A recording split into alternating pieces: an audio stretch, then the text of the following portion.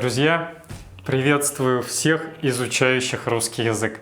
С вами снова Андрей с новым рассказом.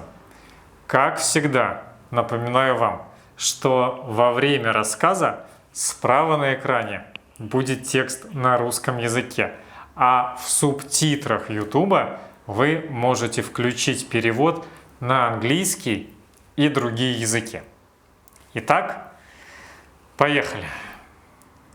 Африканские слоны – самые крупные наземные млекопитающие. Правда, имеется у них одна слабость – они пчел боятся. В дикой природе, когда саванные слоны встречаются с жужжащими насекомыми, поведение их моментально меняется. Слоны начинают яростно махать ушами и топать ногами, поднимая облако пыли вокруг себя. Так они защищаются от пчел.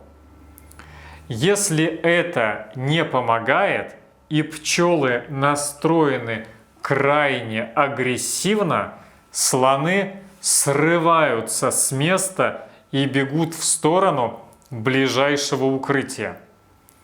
Маленькие слоники при этом могут прятать свой хобот, засовывая его в рот себе или родителям, потому что это их самая уязвимая часть тела и чаще всего страдает от укусов пчел.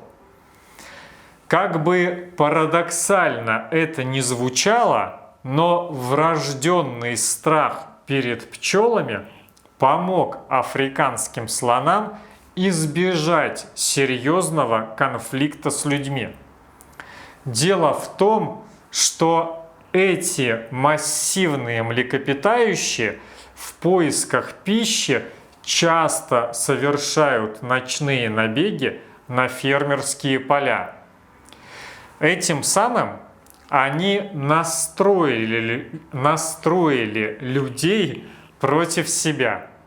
Фермеры либо сами уничтожают слонов, либо обращаются за помощью к местным браконьерам, чтобы те помогли им защитить посевы.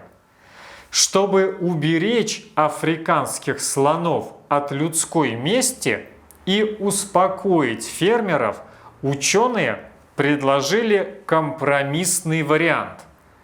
Они убедили владельцев полей установить на границах участков пчелиные улья на расстоянии 20 метров друг от друга. Изначально пробовали обмануть слонов, просто включая запись жужжания пчел через колонки. Однако слоны умные животные. Они сразу раскусили обман. Без укусов они понимают, что угроза нереальна. Тогда пришлось использовать настоящие пчелиные улья.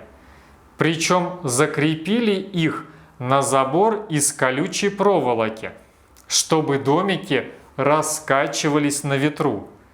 Пчелы волнуются и издают характерное гудение. Решение оказалось очень удачным. Более 80% африканских слонов перестали захаживать в гости, когда поняли, что на полях поселились пчелы. Фермеры довольны, слоны спасены. Данный способ воздействия на слонов был опробован в 11 африканских странах и доказал свою эффективность. Теперь такой же подход планируют внедрить на территории Азии, где слоны тоже доставляют людям немало хлопот. Вот такая удивительная история, друзья. Подписывайтесь на наш канал, если еще этого не сделали. Спасибо, что смотрели этот выпуск. Огромной вам удачи и пока!